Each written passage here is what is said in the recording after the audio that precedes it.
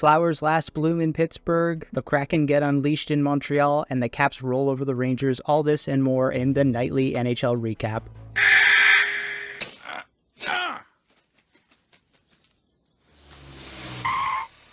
Official flower business.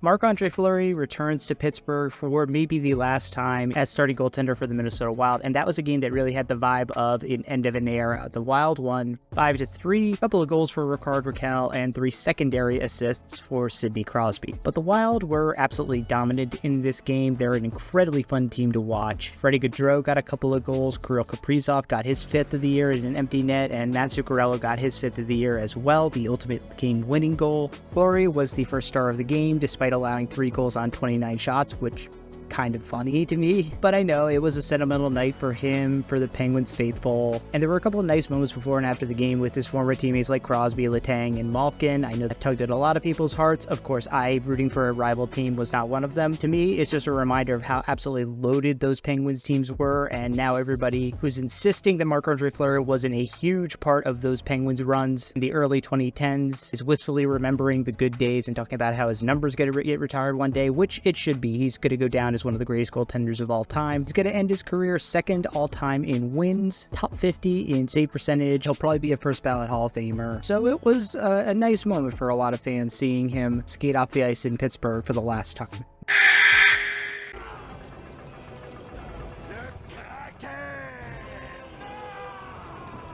Next up, the Seattle Kraken took an absolute sledgehammer to the Montreal Canadiens with an 8-2 victory that included a Brandon Montour hat trick, an absolutely horrific outing by Sam Montembeault for the Canadiens, who allowed 5 goals on 10 shots. That's just absolutely incredible. According to Monty Puck, he actually allowed 3 goals above expected in just this game, and he didn't even finish the game. He was pulled halfway through, thankfully, with Caden Primo going in, who played still pretty badly, allowing 3 goals on 13 shots, but compared to Montembeault, he looked like Dominik Hasek out there. So credit to the Kraken. They're, a pretty feisty bunch, and they're a lot of fun to watch. Obviously, the Brandon Montour signing looking really good. With his hat trick tonight, he has 4 goals and 9 points in 10 games this season. And the Kraken are a feisty team, but honestly, the big story here is the Canadiens. Beyond the goaltending, this team just has a complete talent deficiency. The only players out there you could say are really worth a damn tonight, and most nights on the season, are Caulfield, Slafkovsky, and Hudson. Maybe on occasion Nick Suzuki, but he didn't have a great game tonight. So go ahead and get ready for that 4th year of rebuild there, Habs fans. No need to rush it.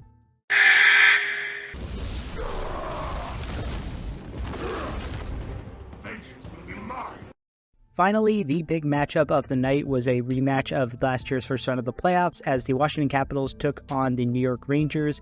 And as opposed to last year in the playoffs, the Caps absolutely worked over the Rangers. Alex Ovechkin, 2 goals. He's now 38 from getting the all-time goal record. Connor McMichael, Nick Dowd, and Alexei Protas also scored for the Caps. It's not like Igor Shesterkin was the problem in net for the Rangers. He played really well, made 41 saves on the night. Like I said, the Caps absolutely dominated that game. You look at the deserve to win a meter from Money Puck, it's basically broken off on the Caps side. And there's been a lot of talk about how Ovi looks so much better this year as opposed to last year.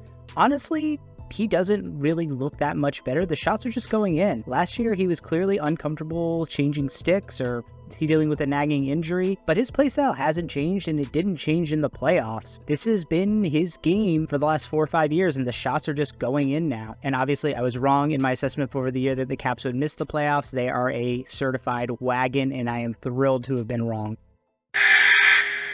Quick shifts are overtime. The Utah Hockey Club made a trade, acquiring Olli Mata for a 3rd round pick. In my opinion, this is a pretty fair trade. It's a depth defenseman move. Personally, I wouldn't trade a 3rd round pick for Olli Mata. I would see if you could get him for a 4th, but this is squabbling over a very small thing, so I don't think it's the end of the world that they traded a 3rd as opposed to a 4th for Olli Mata. Out on the West Coast, Kevin Fiala surprisingly scratched by the LA Kings. Apparently he missed a team meeting. Not a big deal in my opinion, unless this is something that becomes or is becoming a trend or an issue. And even though I took time to make fun of the Canadiens for getting new juked 8-2 by the Kraken. The Blues also got absolutely kicked in the nars by the Ottawa Senators, losing 8-1. But that game wasn't just a pure goalie diff. St. Louis got worked by Ottawa. Even the night goes to these two fine scholars from Tampa Bay, showing how they feel about the disloyal Steven Stamkos. Yeah, guy was your captain for years, and your team totally knifed him in the back by refusing to negotiate before and during the year prior to his free agency. So he took the best offer available and went to a team that actually values him.